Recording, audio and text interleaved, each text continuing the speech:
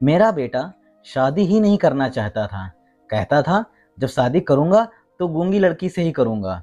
बड़ी मुश्किल से एक गूंगी लड़की मिली। मैंने जल्दी से अपने बेटे की शादी उस लड़की से करवा दी। मगर रात होते ही मेरे बेटे और बहू छत पर सोने चले जाते। कहते कि नीचे बहुत गर्मी है।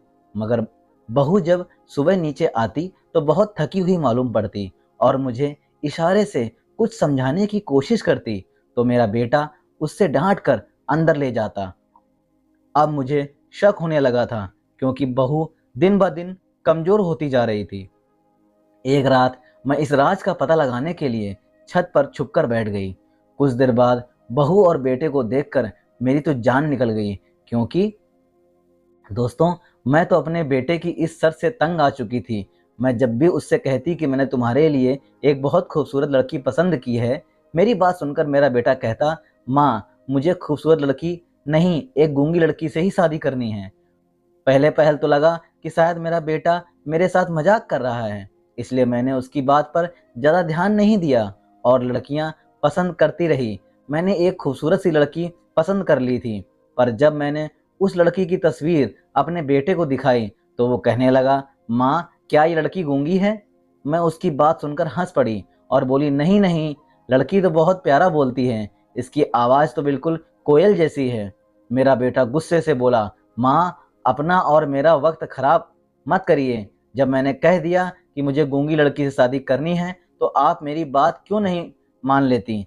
अब मैं चौंक गई थी कि क्या सच में मेरे बेटे की यही मर्जी थी। मैंने कहा, सोहन ऐसी भी क्या बात हो गई, तुम्हें गूंगी लड़की चाहिए? सोहन बोला, माँ मैं तो शादी ही नहीं करना चाहता, पर आप इतना जिद कर रही हैं तो मैं मान गया हूँ, पर एक ही शर्त पर कि मैं जब शादी करूँगा तो गूंगी लड़की से ही करूँगा। मैं अजीब सी परेशानी में घिर गई थी, क्योंकि मैं सोहन को बचपन से जानती थी। वो शुरू से ही बहुत गंभीर था, हर वक्त गहरी सोच में डूबे रहता और अपने काम से काम रखने वाला। उसने कभी बेवजह हंसी मजाक भी नहीं किया था, इसलिए मैं अच्छी तरीके से जानती थी कि वो ये सब मजाक में नहीं कह रहा है, क्योंकि उसकी हर बात पत्थर की लकीर होती थी। एक बार फिर मैंने उसे समझाते हुए कहा, बेटा अगर तुम अभी शादी नहीं करना चाहते हो तो ठीक है, पर यह गूंगी लड़की क्यों? उसने कहा, क्यों माँ, गूंगी लड़कियां इंसान नहीं होती? बेटा ऐसी बात नहीं है, मगर तुम अच्छी तरीके से जानते हो कि मैंने अगर तुम्हारे लिए गूंगी लड़की ढूंढी तो लोग हम दोनों का मजाक बनाएंगे। लोग कहेंगे कि सोहन में न जाने ऐसी कौन सी कमी थी जो मैंने तुम्हारे लिए गूंगी लड़की ढूंढी। उसने कहा, माँ मैंने आज तक किसी की परवाह नहीं की, मुझे लोगों की बातों से कोई मतलब नहीं है। मैं शादी करूंगा तो गूंगी लड़की से ही करूंगा। सोहन के जिद के आगे मैंने हार मान ली थी, मगर सबसे बड़ी परेशानी तो ये थी कि गूंगी लड़की ढूंढूं तो कहाँ से ढूंढूं। खैर, सोहन के इस फैसले को मैंने मान लिया था, क्योंकि मैं चाहती थी कि सोहन का घर जल्द से जल्द बस जाए। क्योंकि मेरा एक ही बेटा था, मैं चाहती थी कि उसका घर अपने जीते जी बसता देख सकूं।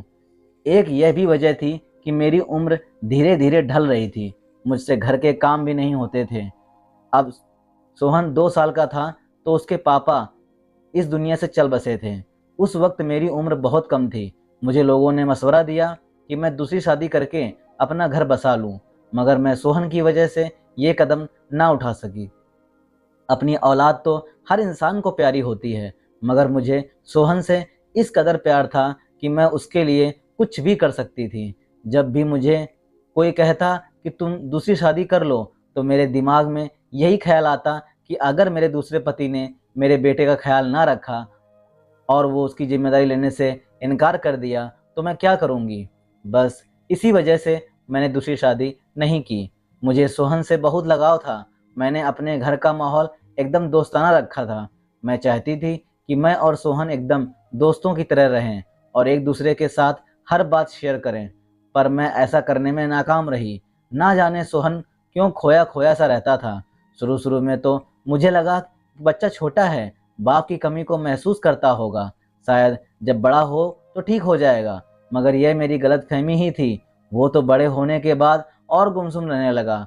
फिर मैंने सोचा किसी ऐसी लड़की से शादी करवाऊंगी जो बहुत हंसमुख होगी, सोहन से ढेर सारी बातें करेगी, तो सोहन धीरे धीरे सुधर जाएगा। मगर मेरे इस अरमान पर भी सोहन ने पानी फेर दिया। हमेशा की तरह इस बार भी मैंने सोहन के ख्वाहिश के आगे हार मान ली थी। मैं उसके लिए अब गूंगी लड़की ढूंढने लगी थी, मगर मुझे यह नहीं पता था कि गूंगी लड़की ढूंढना इस कदर मुश्किल हो जाएगा।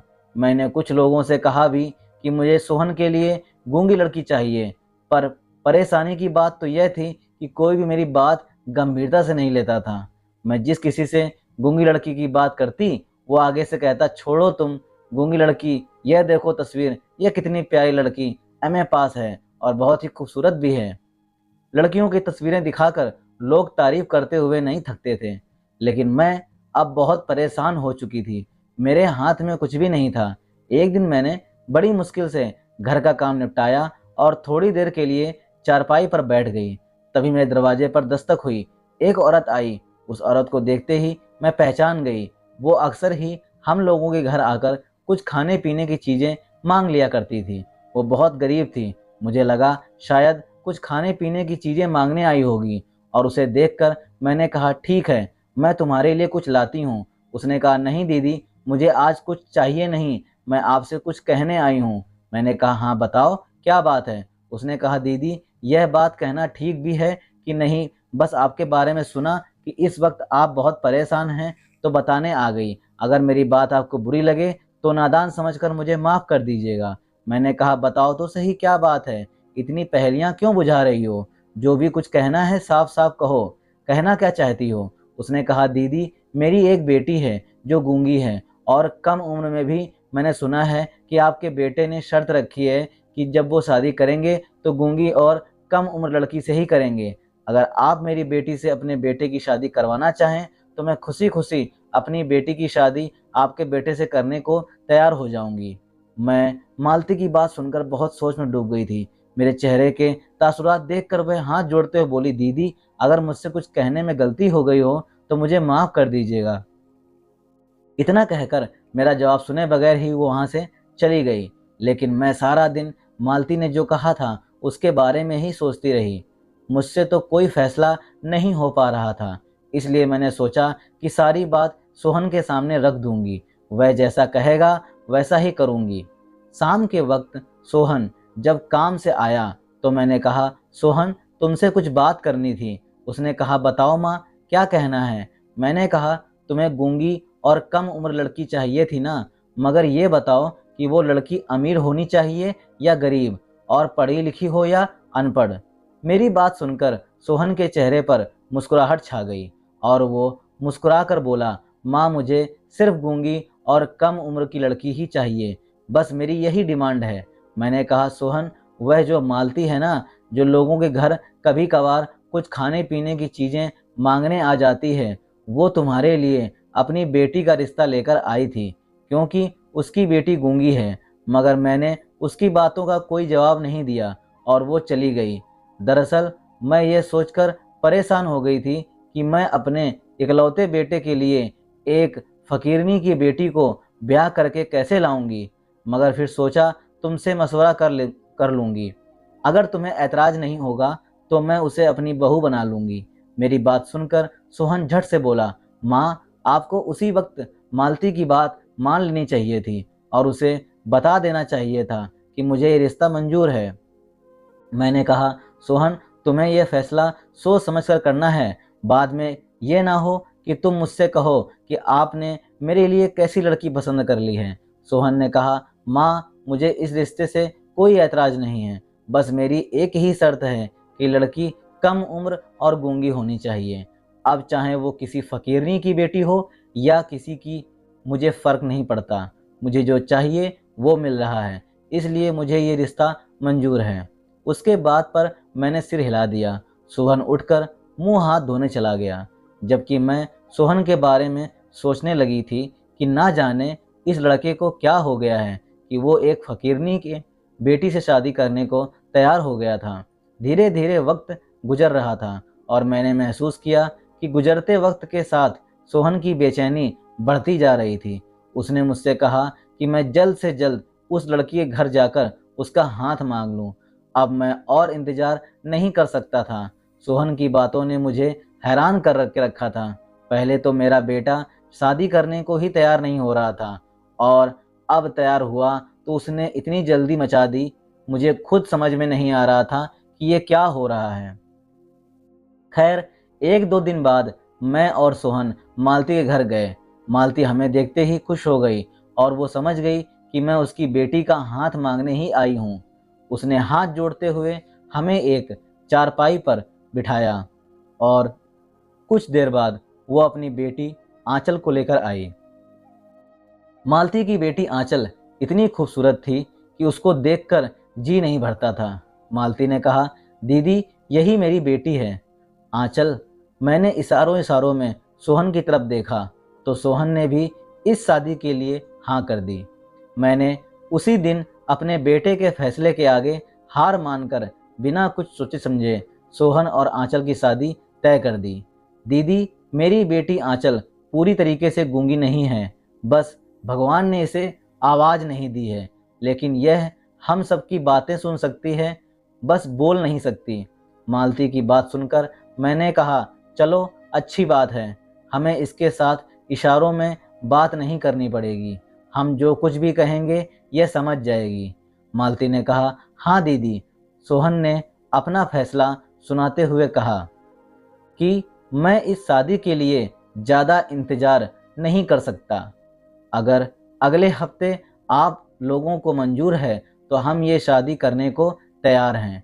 सोहन के इस बात पर मुझे बहुत गुस्सा आया कि इस लड़के को शर्म नाम की कोई चीज़ भी नहीं है।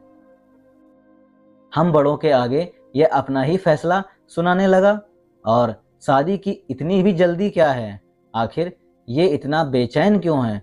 पर अब तक मैंने अपने बेटे के हर फैसले पर हामी भरी थी, तो यह फैसला भी मुझे उसका मानना ही था। इस बात पर मैंने मालती की तरफ देखा तो उसे भी जल्दी शादी करने में कोई ऐतराज़ नहीं था। रिश्ता तय करने के बाद मैं और मेरा बेटा दोनों घर आ गए।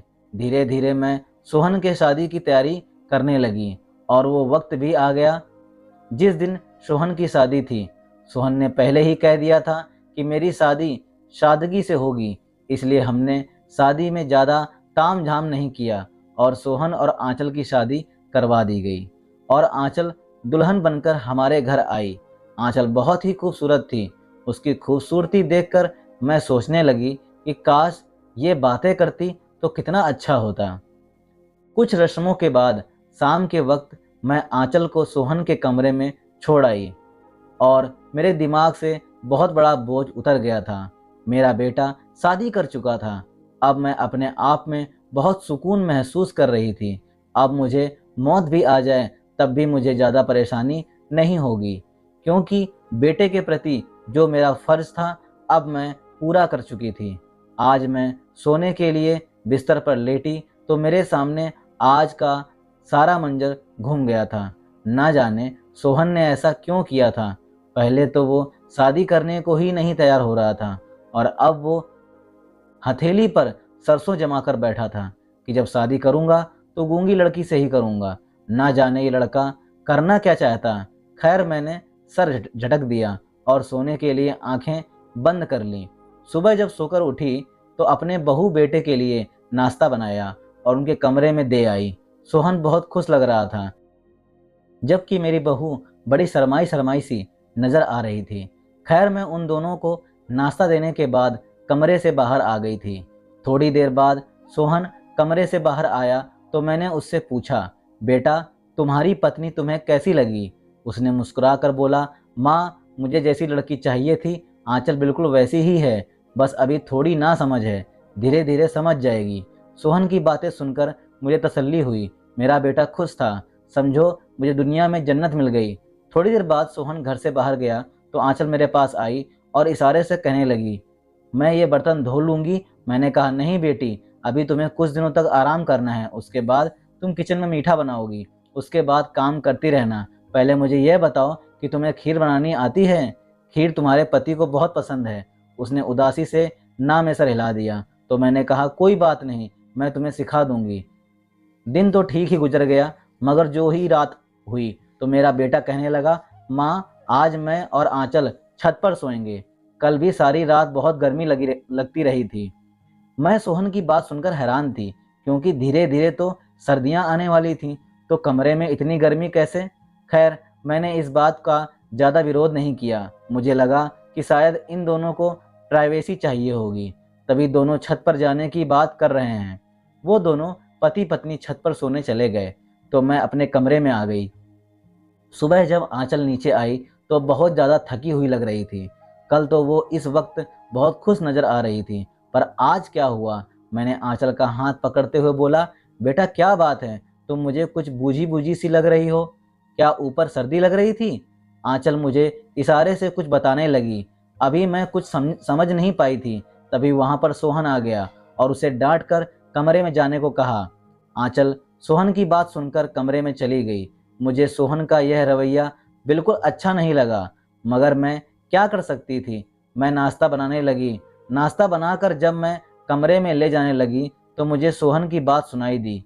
वो आंचल को डांट कर कहने लगा, आंचल तुम मेरी एक बात याद रखना, हम दोनों पति पत्नी के बीच जो कुछ भी है हम दोनों के बीच ही रहना चाहिए। मैं तुम्हें इस बात की हरगिज इजाज़त नहीं देता कि तुम मेरी पर्सनल बातें मेरी माँ के साथ शेयर करो। तुम यह मत समझना कि मैं घर से बाहर चला जाऊंगा तो मुझे पता नहीं चलेगा कि तुमने मेरी माँ को क्या बताया है। अगर मुझे कुछ भी ऐसा वैसा पता चला तो मैं तुम्हें छोड़ दूंगा। मैं तो सोहन की बातें सुनकर ही दंग रह गई थी। मैं थोड़ी देर बाद गला खुखार कर उनके कमरे में चली गई।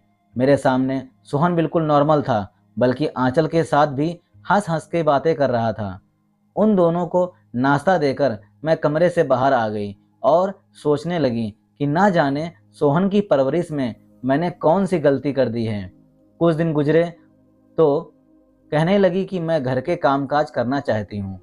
मैंने इस बार ज़्यादा इनकार नहीं किया और रस्म के मुताबिक उसके हाथ से खीर बनवाई और किचन में काम करने की इजाज़त दे दी। एक दिन मैं आंचल के साथ किचन में काम कर रही थी तो मैंने उसके चेहरे को बड़े गौर से देखा। उसका चेहरा मुझे मुरझाया हुआ लग रहा था। आंखों के नीचे गहरे निशान पड़ गए थे। उसका चेहरा थका थका लग रहा था। मेरे घर में हर चीज़ मौजूद थी, खाने पीने की कोई कमी नहीं थी, मगर आंचल मेरे घर आकर बहुत कमज़ोर हो गई थी। इससे तो अच्छी वह अपनी गरीबी में थी, जहाँ पर उसकी माँ मांग मांग कर अपने बच्चों का पेट भरती थी। आज सोहन भी ऑफिस गया हुआ था, इसलिए मैंने सोचा कि मैं आंचल से पूछती हूँ कि उसे इस घर में किस चीज़ की कमी है, वो क्यों परेशान रहती है। मैंने उससे कहा, बेटा खाना पेट भर नहीं खाती क्या तुम? क्या तुम्हारे मेरे हाथ का खाना अच्छा नहीं लगता? उसने ना में सर हिलाया और इशारों में बताने लगी कि ऐसा कुछ नहीं है, मैं पेट भर खाना खाती हूँ, आप खाना बहुत अच्छा बनाती हैं।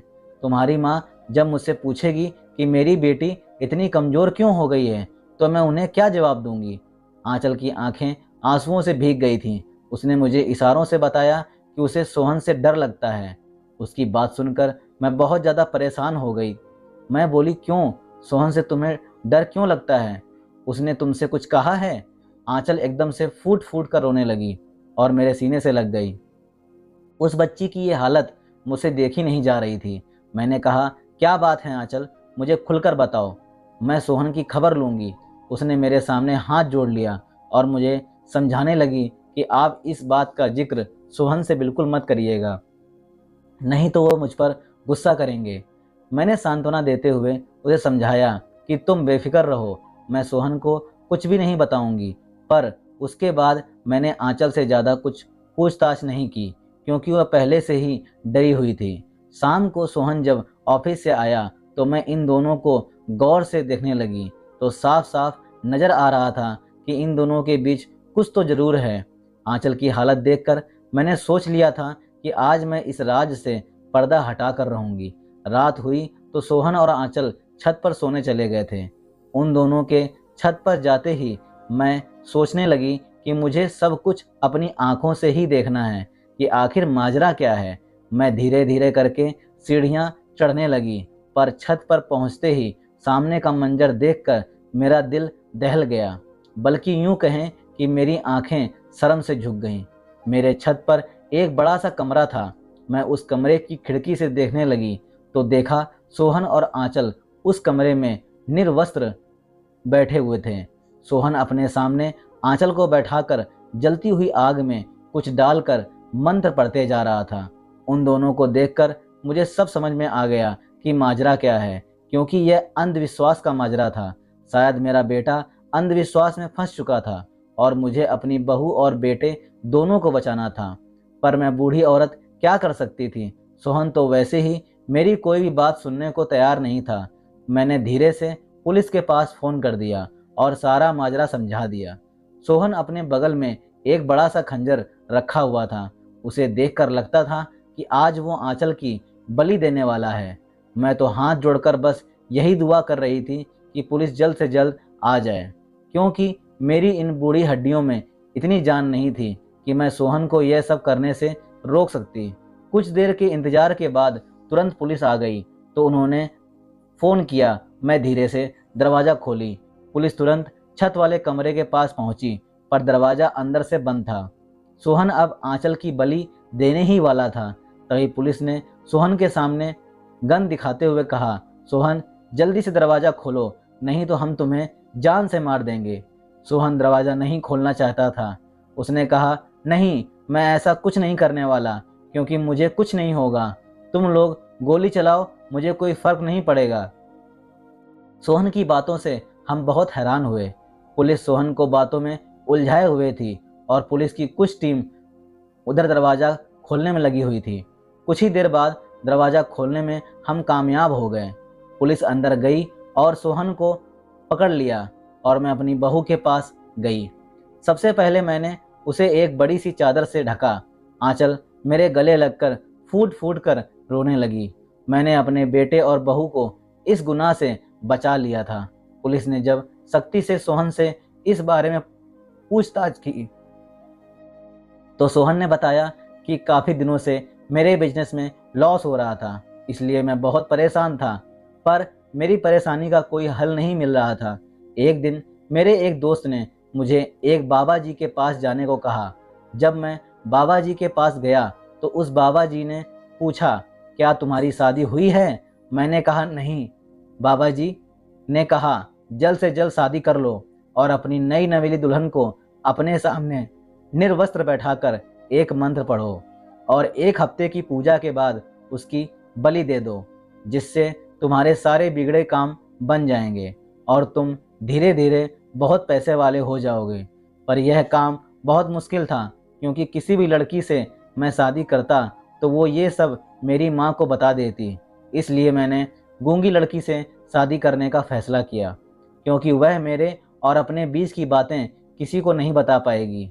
आज आखिरी दिन था। आज मैं आंचल की बलि देने वाला ही था, पर मौके पर आप लोग पहुंच गए। सोहन के मुंह से यह सब सुनने के बाद मैंने उसे एक जोरदार थप्पड़ जड़ दिया और कहा, मेरी परवरिश में कहाँ कमी रह गई थी कि तुम इतने पढ़े लिखे होने के बावजूद अंधविश्वास में फंस गए।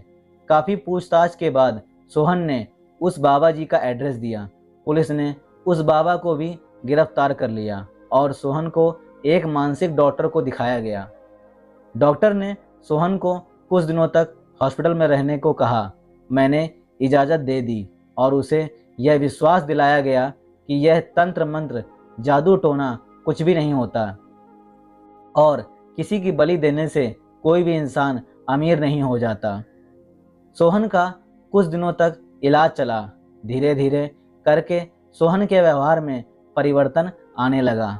कुछ दिन बाद वह पूरी तरीके से ठीक हो गया। पूरी तरीके से ठीक होने के बाद सोहन अस्पताल से घर आया।